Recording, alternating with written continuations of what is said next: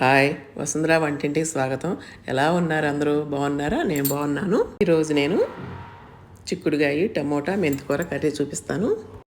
ఓ 1/2 kilo చిక్కుడుగాయలు తీసుకుని శుభ్రంగా కడిగి వాటర్ పోసి, చిక్కుడుగాయలు శుభ్రంగా కడుక్కొని వాటికి సరిపడా వాటర్ వేసుకుని కొంచెం ఉప్పు వేసుకుని ఆ ముక్కలకు సరిపడా కొంచెం స్టవ్ మీద పెట్టుకుని ఉడకనివ్వాలి. ఇప్పుడు 6 టమోటాలు, 2 ఉల్లిపాయలు, 2 పచ్చిమిరపకాయలు, ఒక గుప్పెడు మెంతాకు తీసుకుందాము. చిక్కుడుకాయని ఈ విధంగా ఉడకనివ్వాలి. టమోటా ముక్కలుగా కట్ చేసుకుని మిక్సీలో గ్రైండ్ చేసుకుందాము. ఇప్పుడు బాండి స్టవ్ మీద పెట్టుకుని 2 స్పూన్ల ఆయిల్ వేసి ఆవాలు, కొంచెం జీలకర్ర, 2 ఎండుమిర్చి వేసి తాలింపును కాలనివ్వాలి. తాలింపు కాలింది. ఇంకా పెద్ద ఉల్లిపాయలు వేసేసి 2 మిరపకాయలు కూడా వేసేద్దాం, పచ్చిమిరపకాయలు. ఉల్లిపాయలు మాడకుండా తిప్పుకుంటూ ఉండాలి గరిటెతో. కొంచెం పసుపు కూడా వేసుకుందాము.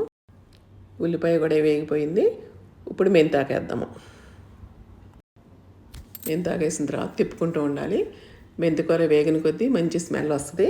కూర చాలా టేస్ట్గా ఉంటుంది. మెంతికూర వేస్తే ఏ కూరలో అయినా బాగుంటుంది మెంతికూర. మెంతికూర కూడా వేగిపోయింది. ఇప్పుడు టమోటా ఇందాక మిక్సీ వేసుకున్నాం కదా, అది వేసేసుకుందాము. ఇంకా టమోటా, మెంతికూర, చిక్కుడుకాయ అంటే ఇంకా అసలు చాలా బాగుంటుంది ఈ కర్రీ. ఈ టమోటా ముక్కలుగా ఉంటుందని చెప్పని కొంచెం గ్రైండ్ చేసుకుంటే బాగుంటుందని గ్రైండ్ వేసాను.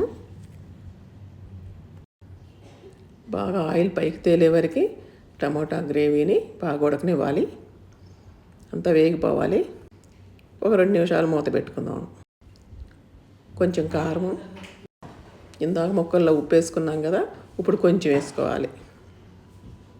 వేగిపోయింది. ఇప్పుడు చిక్కుడుకాయలు వేసేద్దాం. వేసుకుని తిప్పుకోవాలి. అంతా కలయి పెట్టుకోవాలి. 1 నిమిషం మూత పెట్టుకుని తర్వాత కొంచెం వాటర్ వేసుకోవాలి. ఇప్పుడు 2 నిమిషాలు మూత పెట్టుకుని ఉడకనివ్వాలి. అయిపోయింది కర్రీ. ఈ కర్రీ చాలా బాగుంటుంది. అన్నంలోకి బాగుంటుంది, చపాతీలోకి బాగుంటుంది.